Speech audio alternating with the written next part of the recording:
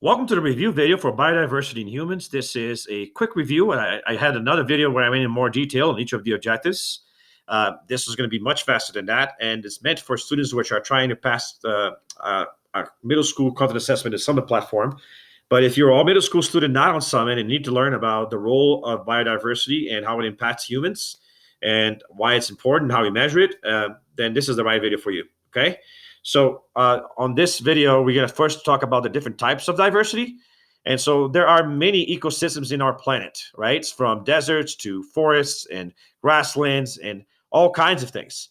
And the reason we have different ecosystems, it has to do with the amount of water and sunlight that we receive.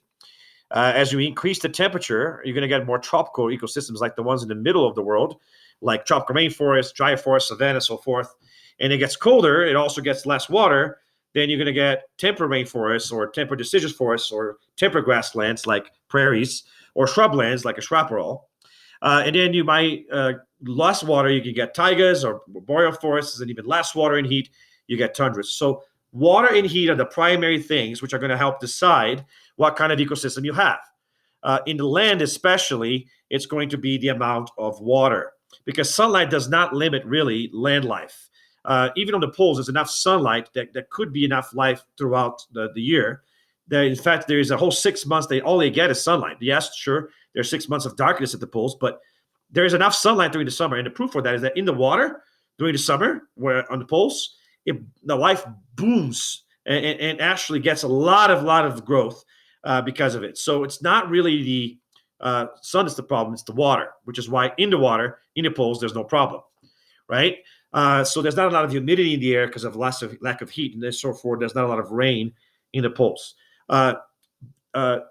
Nutrients matter though too, and decomposers work slower in polar areas, and so that's why there's less diversity in a place like a tundra or a taiga than there is in a rainforest or even a grassland that's tropical, right? Because you're going to get more diversity on the tropical areas because you have more sunlight, steady sunlight throughout the year, and way more precipitation and water. You're also going to get a lot of nutrients. So that's why rainforests are one of the most luscious ecosystems in the planet and are found in the tropical areas. In the ocean, the limiting factor is usually not going to be the water, obviously. Sunlight certainly matters. The bottom of the ocean tends to be less productive than the top. There's actually a lot of ecosystems that thrive in the bottom. They're living off the detritus that comes from all the stuff that's dying over the top. But if you look at the middle of the ocean, when it's dark, there's no life there. It's like basically a desert of life. And open oceans are also not going to be much either, even though if it's on the top. So that seems to indicate the sunlight doesn't necessarily mean the only problem. The most significant thing is the availability of nutrients. So the more nutrients you have, the more ability you have to survive. And that's why the poles are especially productive during the summer, because you get the sunlight. And because the water is cold, there's a lot of carbon dioxide dissolved in the water, so there's a lot of nutrients.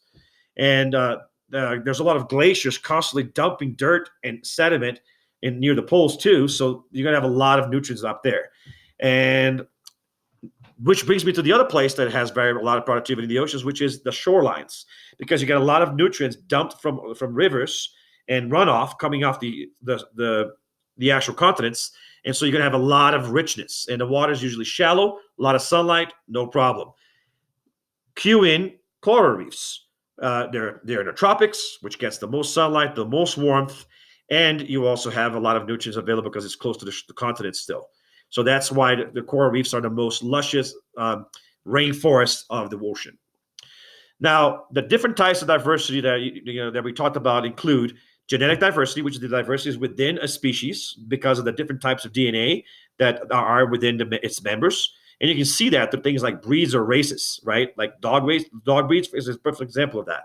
Or all the different colors and skin and hair color and shapes of the humans have. It's all about the diversity. Now, species diversity has to do with the community level diversity, not population diversity, but diversity among the life forms within an ecosystem. So the different types of life that exist. And what you want to count to figure out which one is more diverse is the ecosystem that has more types of life is going to be more diverse.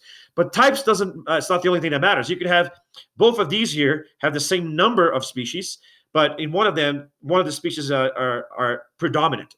So they have less diversity overall. So it's the number of species and the distribution among them They both matter, but most of the question and tests are going to be about comparing numbers of species.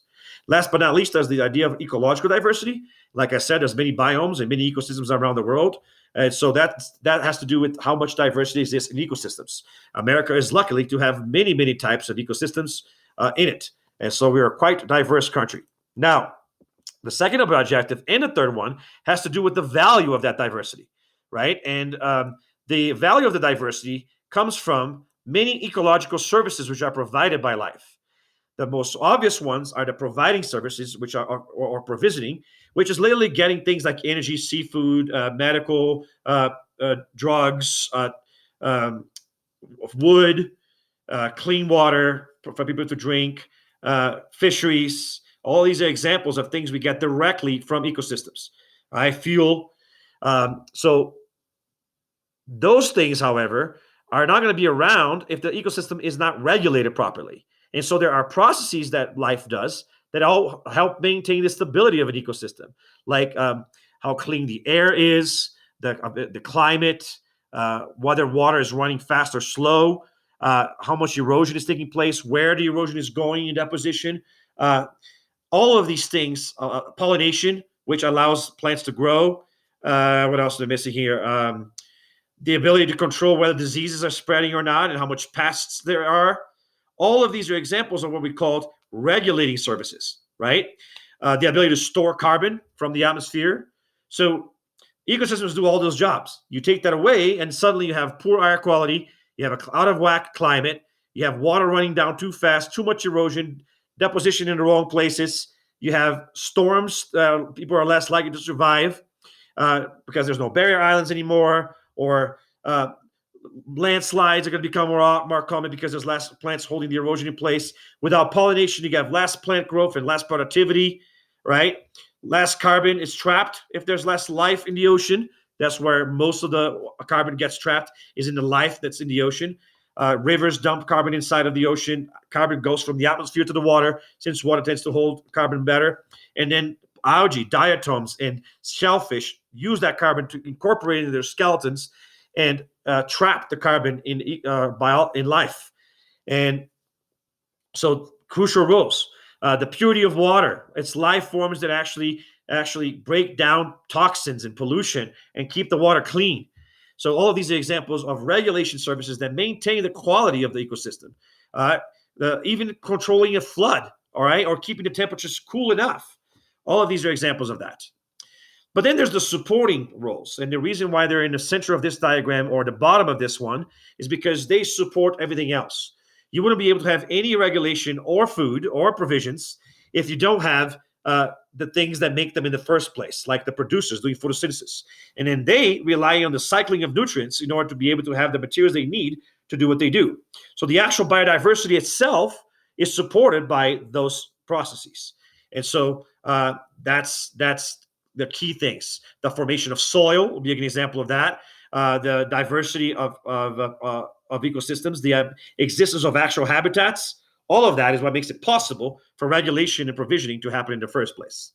And then you have cultural values, the more larger than life things, such as existential experiences that you have when you find yourself connected to nature, the educational value of what we can learn from it, and the inspiration that we get to produce technology, the recreation from tourism, and the heritage that we pass forward to future generations, and even maybe a spiritual sense of connection in something larger than yourself, and yet that you can have a role in it all. All of these are more cultural values. The beauty of the world, the actual value of taking care of it, or a sense of connection to it. All of these are cultural values. Now, all of these are also important to maintain the economy, because you might be surprised to say, it's like people think, oh, jobs first. Oh, no, jobs and luxury is all we want. But the economy, the stability of our actual markets rely on this too, because without it, you wouldn't be able to survive. And so you might think short term and make sacrifices in nature in favor of economy reasons, but ultimately that's going to cost us the economy in the future.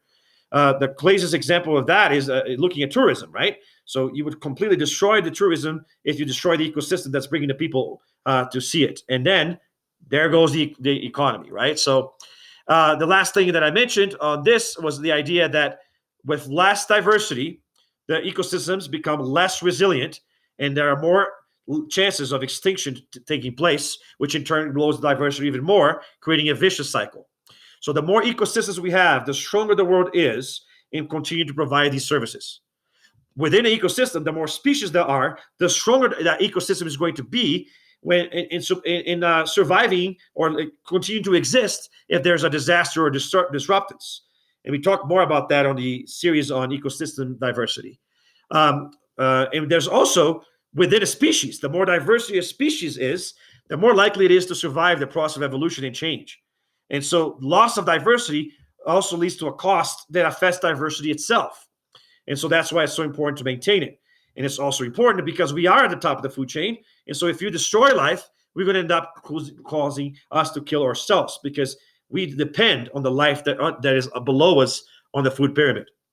Now, remember that we're trying to answer questions in the test that to find the right answers for this objective especially, make sure to match the tone of the question to the tone of the answer.